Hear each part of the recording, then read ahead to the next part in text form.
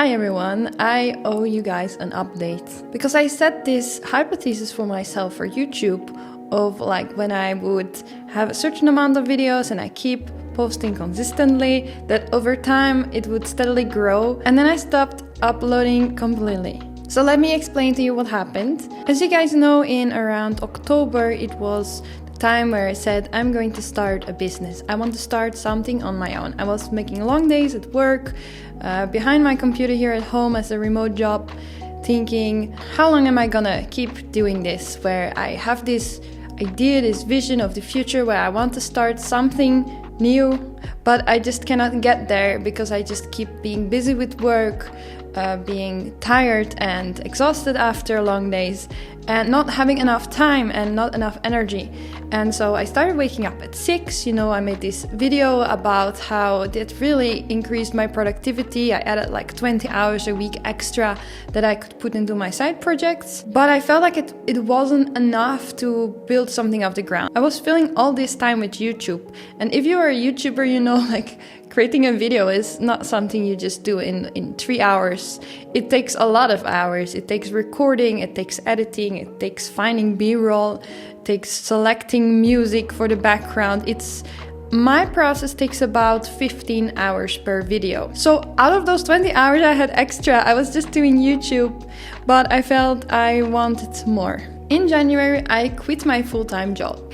And when you are finishing your notice period in a job, maybe some of you know, it gets really busy. You have to do a lot of extra documentation, but also the process of interviewing and finding a new job. It takes a lot of time, it takes a lot of nervousness, and so I've decided to let go of YouTube for a little bit, especially because I'm also building my own business, something that I was doing already on the side. I just realized not everything I'm doing can stay. It's not sustainable to completely stress myself out about it. So I let go of YouTube for a little bit, but I'm back now. I'm actually not interviewing anymore at the moment. I've decided to give my business idea a full chance for a few months that I can cover with what I've saved. And if it doesn't work out, I'll fully get back to interviewing and finding a day job. I would not recommend this approach if you are not sure if you saved enough to cover a bunch of months. But because I give myself this lot of time to really try to take this off the ground, it also really motivates me and gives me a push in the back to move forward and to keep going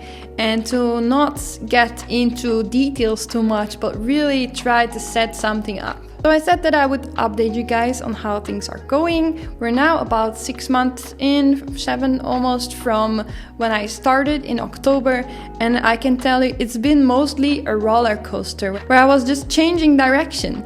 And I think this is really normal. From what I hear, a lot of people with businesses that succeed, they actually failed many times and changed directions and adjusted their approach. And that's where I'm in right now.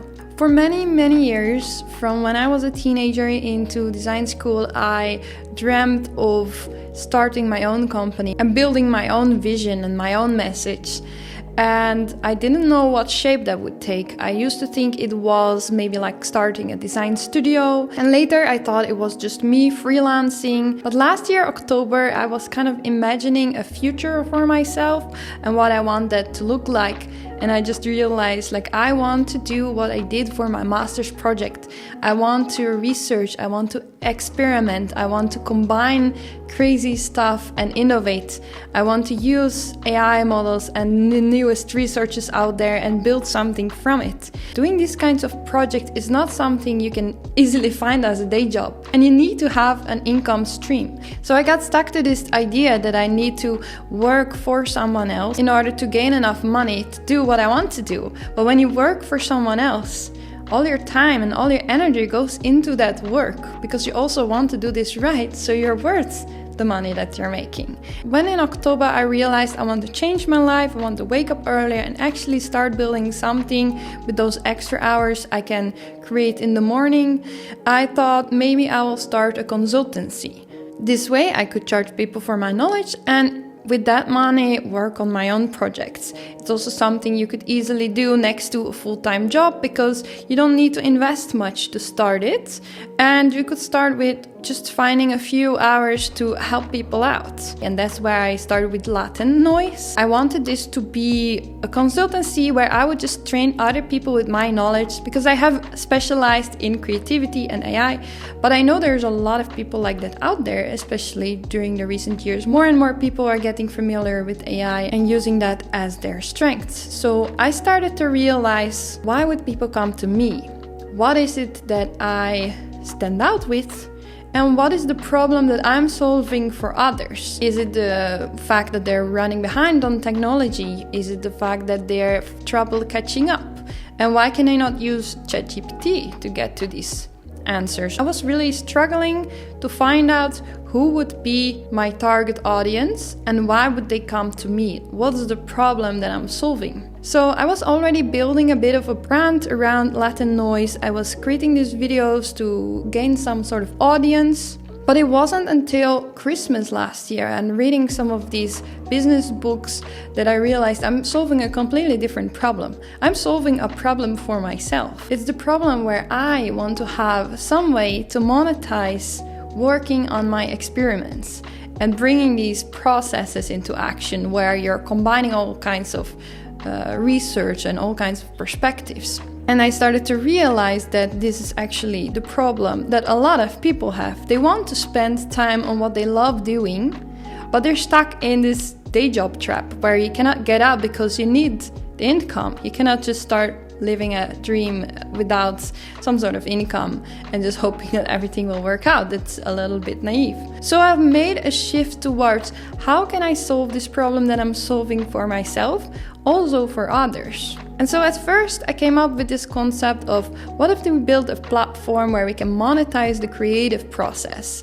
And there's a lot of value in this creative process, especially in this time of AI, where everyone is starting to compete way much more with each other, but AI is only based on past data. The creative process and being able to innovate and really come up with unique ideas is becoming even more valuable. So I know that this direction is the right way to go. I just didn't know how to give it shape. So I came up with this idea of building some sort of platform where contributors or pioneers, like the creative researchers, people like me, can share their processes, their way of thinking, basically a view inside of their notebooks with ideas.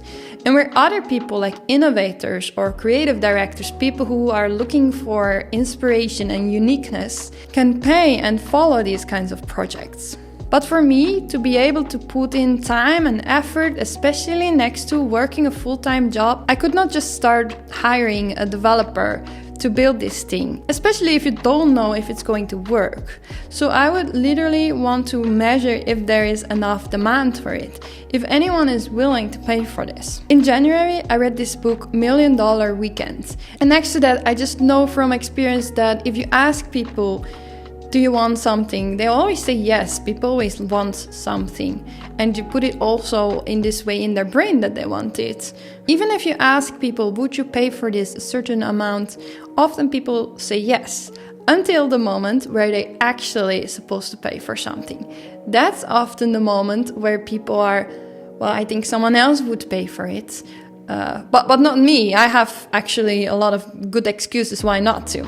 So this really helps you test if there is a demand for something, if someone is willing to actually pay for something. And so this is where I started my first experiment. I put out a website about my new project and I gave it 3 tiers with payments for information, for being able to be part of this process.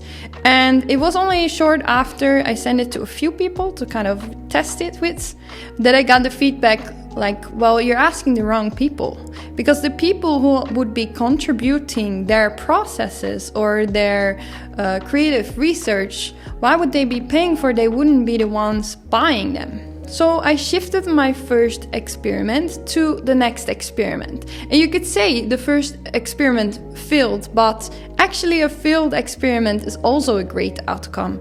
Sometimes hearing that what you were exploring is not the right way helps you so much to shift towards what is a better way.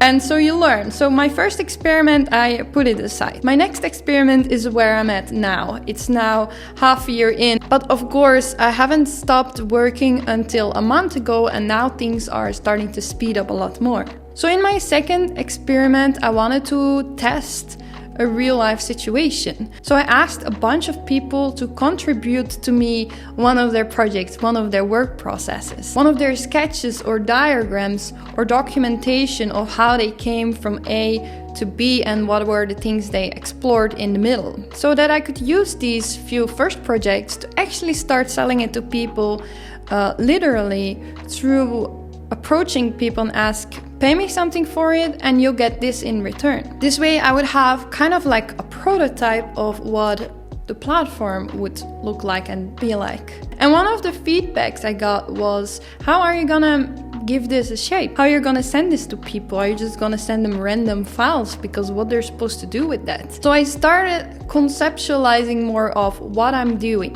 What is the creative process? I started researching, and that led me to the idea of quantum mechanics, which is very unpredictable and it breaks all kinds of rules. And I really love the idea of using quantum mechanics and the super state of creativity as a metaphor. So I started building out a white paper where I explain this concept, the value of creative process, and how this is contributing to all kinds of new futures instead of relying on past data and remixing it. And now I'm at the point where this paper is pretty much done, and I'm super excited to bring it online, and I would love for you to read it as well.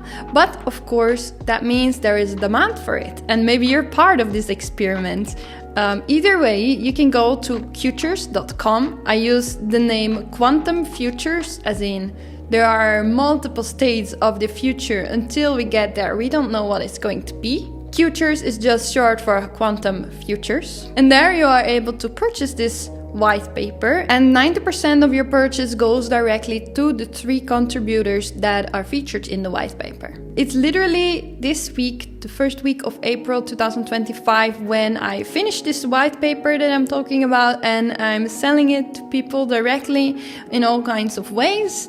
But you can see my experiment 2 is in full progress. I have another experiment lined up, which is drafted more around the selling. If I'm just selling it in one way, it can also just be the wrong approach of selling. The more I learn about sales, the more I know that this is also about experimenting. This is also about learning what works and what doesn't, and adjusting to that. So my third experiment is a little bit more sales related, because even if people are now not gonna buy this white paper, it doesn't mean that there's no demand. I might just have said it the wrong way, asked for it the wrong way.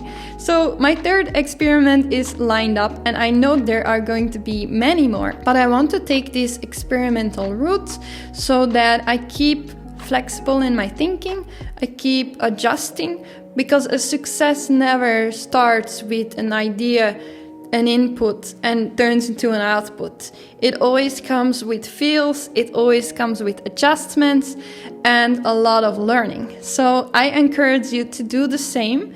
You can see this is the same kind of quantum super state approach, where anything is possible until you find it, until we measure it. Of course, I want you to be a part of this process, and I'm sharing exclusive announcements and content on my Discord community of creative pioneers.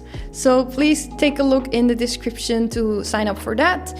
And if you're already excited about the Qtures platform, which is still full on in development, you can already sign up for the waitlist. In a few weeks, I will for sure upload another update where I go into detail of how my experiments worked out, how I'm working towards an MVP where people can actually already access the platform while it's not fully built out yet, and how I'm doing this with AI instead of hiring a developer to build kind of like a skeleton of what it will be like. So you know a little bit more about my process now. Another few things that I can really recommend in this first phase that I've been working on actually mostly during the last month, where I don't have a full-time job anymore, is starting to really write out your brand.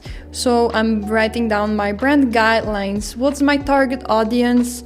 How do I provide value for people? Because for me, there is both the contributors, but what's the value for the buyers or the ones purchasing workflows? Why would they do that? What's the purpose of it? Also things like, what's my tone of voice? What kind of social media content do I bring out? So these are really kind of like the baselines of my brand that I'm building. But I also recommend not to put too much time and effort into making it too specific for this early stage where everything is still shifting and kind of molding into place. Please subscribe to my channel if you want to hear more about what I'm doing, about the kinds of projects I'm working on, because I will keep posting, maybe not every week, but regularly, just because I prioritized my YouTube a little bit less under bringing this business to life in the few months that I have covered. Thank you so much for watching and hope to see you again.